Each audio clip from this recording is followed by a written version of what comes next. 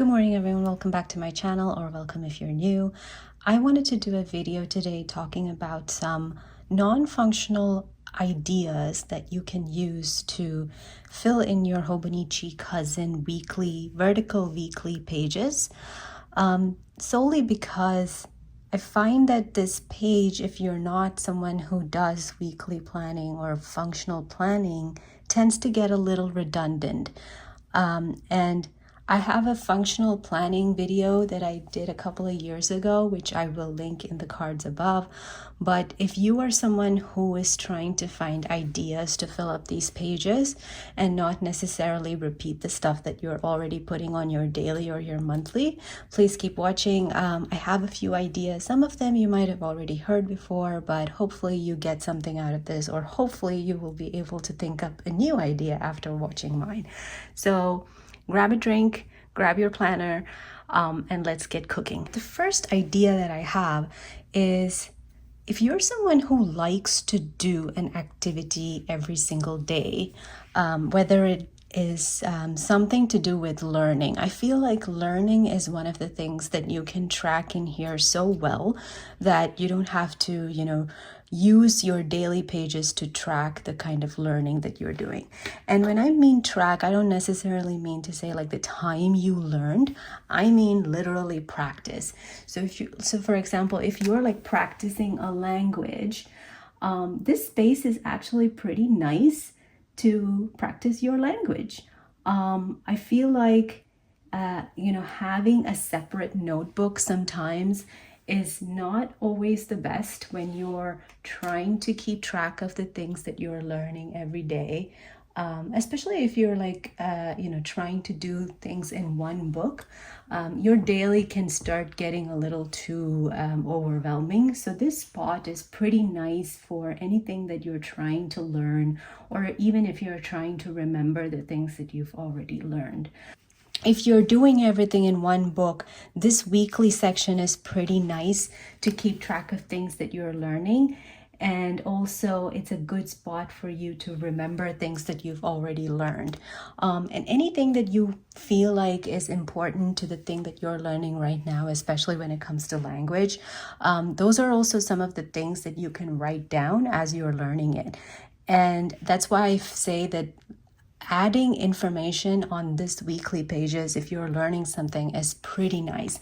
I've just, written some hiragana here, but think of it in a way that it doesn't necessarily have to be language. It could be something else. Another thing that I was trying to pick up early this year or early last year was tarot. And this is also a pretty nice spot to actually learn about cards or specific hobbies that you are tracking.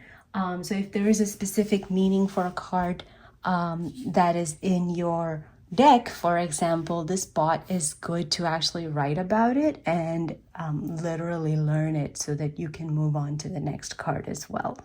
And there's so many areas within this section where you can decide how you want to do your learning session. So let's say you have the previous day learned something and you are trying to revise what you learned from the previous day.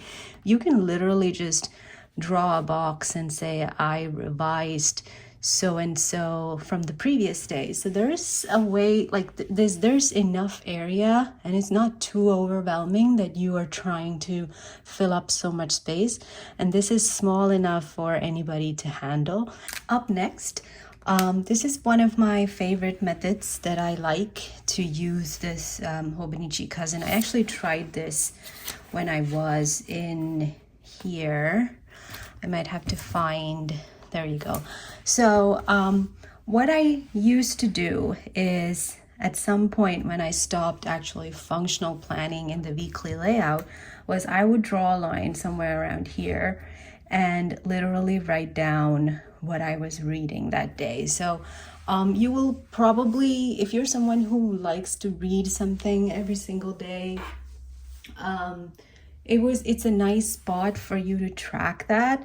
But also, like, one of the things that I used to do additionally, as apart from just writing down what I'm reading that day, was also to track characteristics of what I'm reading. So if I felt like the material evoked something in me, or if I was like dwelling about that thing a little bit too much, I would literally write about that like as a review section. Maybe, the protagonist acted in a way that kind of made me feel a certain way or something like that.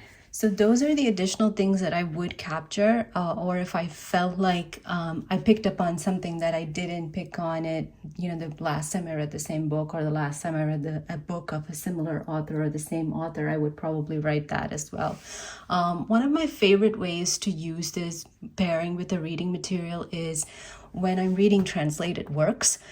And this is something that I've noticed is, some translated works from languages other than English, you would need to keep track of the number of characters that are being introduced in pages, because there may be a lot of people that are being brought on to certain reading material, but you are not able to keep track of that person or how they are related to the protagonist or the main character in any way. So I would also write things like, okay, in chapter 10, this person was introduced. This is their characteristic, and this is how they reacted, or this is their relationship to the main lead or whatever.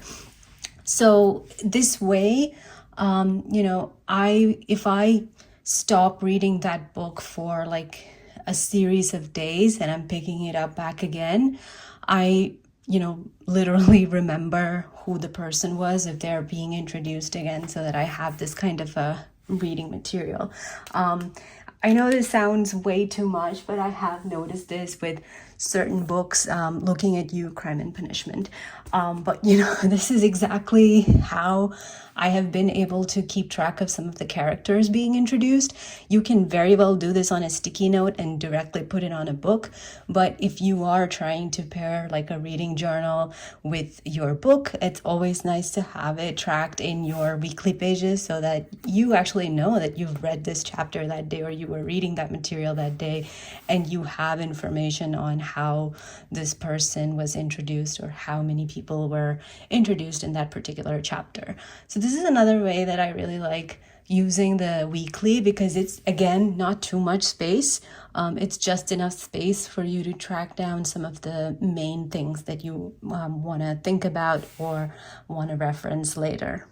My third favorite is to use it as like a sketching space. I think I've seen a lot of people use the monthly as a sketching space, but like the weekly is also a really nice area to practice something that you are trying to perfect or you're trying to get right. Like if you want to draw a bird and you're trying to find, references, and you're trying to find and draw different types of bird, it's a nice spot for you to like fill this area with different types of birds. As you can see, I'm trying to like draw a bunch of mushrooms, trying to do a study in mushrooms. I used to do this quite a bit when I was, creating sticker sheets, and it would help you like literally remember some of the anatomy of things that you're trying to draw. And it's just a nice, fun way to engage your, sketching muscles, for lack of a better term. But you can try this if you are someone who likes to draw, or if you're trying to learn some things. You can see like people have like a difficult time drawing hands. That's something that, you definitely need like a lot of practice for, especially when you're drawing anatomy. I suck at anatomy, but the weekly is actually a pretty nice layout for all of that. My next favorite way to use this weekly layout is as it's more like a logging kind of a mechanism, especially if you are trying to use these pages in conjunction with your daily.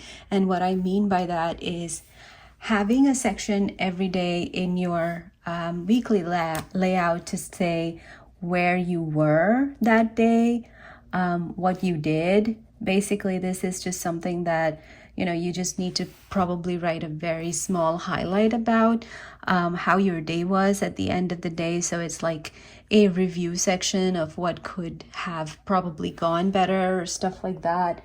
I think of it as like a yearly at a glance index that you can use, and it's not small enough that you have to kind of fit it into your index sections, but you have the ability to write something, a little review section about that day. So you know every single day when you are looking at it that, these were some of the important things that you did that day. And if you're someone who just does not want to flip through every single daily page, but you still want to make sure that you're able to have a view of what you did, this is actually a pretty nice section to write that. You could also add in highlights that you did. If there was things that you purchased, maybe like it could be a purchase tracker, not necessarily every single thing that you're spending, but everything that, maybe might have been non-essential or something like that. So you have that section in here to basically write that down. So that's another way that you can use this weekly layout.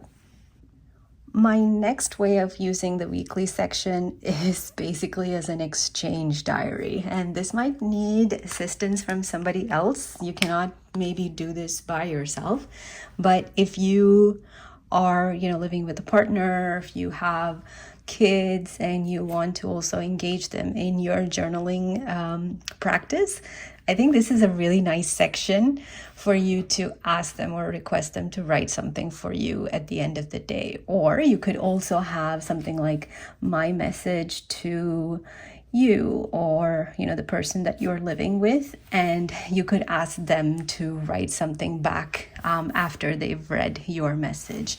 I do understand that this is this might seem a little taxing to perform this every single day, but you don't necessarily have to do it every day. You could just do this like an end of week message. If you are living with someone who you want to, who you also want them to experience the joy of journaling, this is actually a really nice way to include them in, some of the things that you like as well. So this way you have given them a weekly or a daily message, and you're asking them to write something back to you.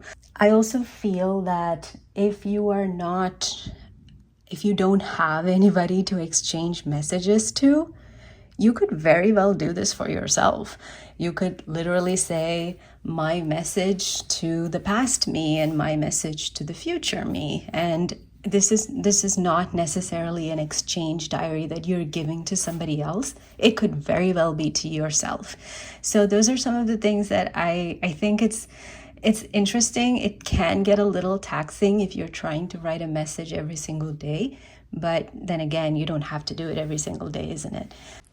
Next up is to use this section as a outfit tracker, or what you plan to wear during a vacation. Maybe if you're planning for going somewhere and you're trying to write down the kind of things that you want to wear. This could be a nice way to track down the things that you plan to wear.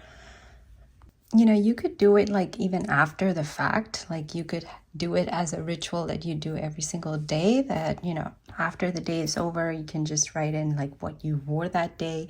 Or if you're doing a future planning kind of a thing, where you're trying to organize outfits that you want to wear when you're on vacation, for example, you can write down all of the things that you're planning to bring with you, and how to plan out the look at the end of the day.